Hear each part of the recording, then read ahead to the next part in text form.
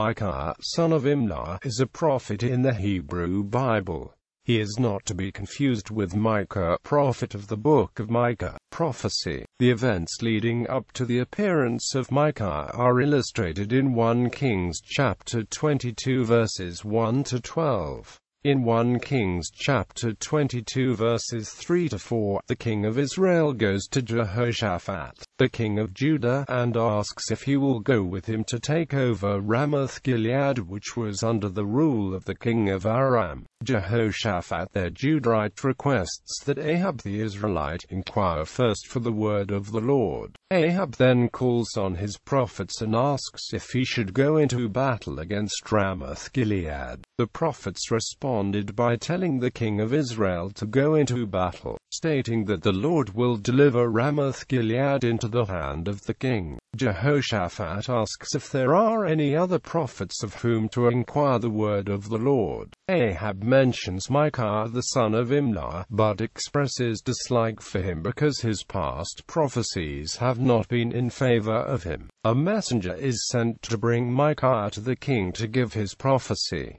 The messenger tells Micaiah to give a favorable prophecy to Ahab. Micaiah replies to the messenger that he will speak whatever the Lord says to him. Micaiah appears before the king of Israel, and when asked if Ahab should go into battle at Ramoth-Gilead, Micaiah initially responds with a similar prophecy to that of the other prophets. Ahab then questions Micaiah, and insists that he speak nothing but the truth in the name of the Lord. Micaiah then gives a true prophecy, in which he illustrates a meeting of Yahweh with the heavenly hosts. At this meeting Yahweh asks who will entice Ahab to go into battle so that he may perish. A spirit comes forward, and offers to be a lying spirit in the mouth of the prophets. Therefore, the prophecies of the other prophets were a result of the lying spirit. As a result of this prophecy, Ahab ordered Micaiah imprisoned until he returned from battle unharmed. Perhaps concerned about the prophecy, Ahab disguised himself in battle rather than lead his troops openly as a king. However, Ahab was killed in battle after being struck by a randomly shot arrow. Micaiah's prophecy was fulfilled, contrary to the word of 400 false prophets, all of whom encouraged Ahab to attack with a prediction of victory. This account is also recorded in 2 Chronicles,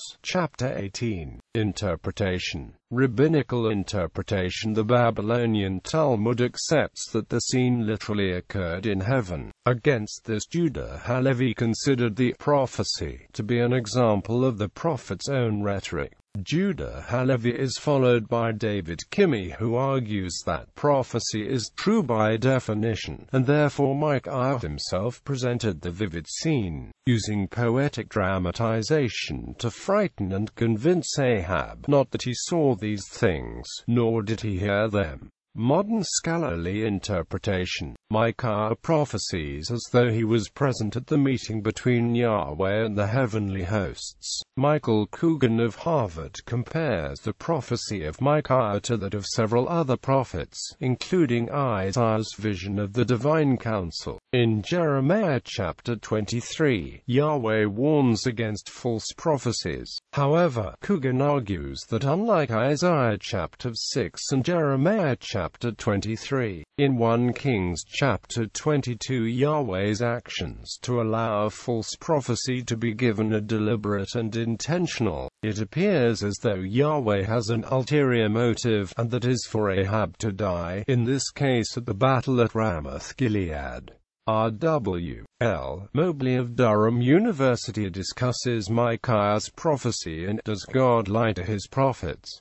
The story of Micaiah ben Imlah as a test case. Quote, in his article, Mobley discusses Hebrew prophecy as relational, engaging language that seeks the response. Mobley calls into question the honesty of Yahweh, particularly in relation to a compassionate, loving God. He suggests that for the Deuteronomistic historians who were the compilers of the text, while the compassion of Yahweh may be called into question, God will be merciful come what may.